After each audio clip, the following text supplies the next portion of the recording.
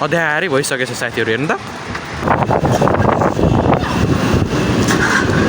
यो चाहिँ भैरवाको दृश्य अहिले देख्न सक्नुहुन्छ तपाईँहरूले होइन। साइकलहरू पनि यस्तो लथालिङ्गै छ हाम्रो त, एकदम हावा चलाइसक्यो अहिले, एक्कासी चल्यो है। भर्खर करिब यो कति बजे छ भनेपछि 1 बजिसकेको छ होइन। यस्तो भएको छ कि भैरवामा, हेर्नु त ल साथीहरू। आमामामामा के हो, सब गाडीहरू यसरी दुग्रिरहेछ होइन। ओहो के हो यस्तो, राम राम राम राम ल पटमै पारेन, यस्तो हावा छ कि लु प्रत्यक्ष रूपमा देख्न सक्नुहुन्छ तपाईँहरूले।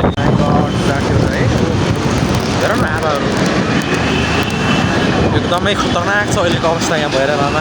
एकदम ठुलो हावाहुरी चलेको छ, हेर्न सक्नुहुन्छ हो।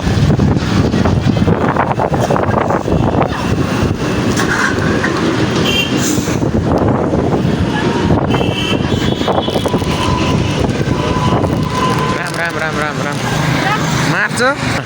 अँध्यारै भइसकेछ साथीहरू, हेर्नु त। पुरै अँध्यारै भइसक्यो कि रोड पनि देखिन गाह्रो छ अहिले, हेर्नु न यस्तो छ हालत। गाडीहरूले पनि यस्तै हिँडिरहेको, करिब 1 बजिसकेको छ अहिले, हेर्न सक्नुहुन्छ।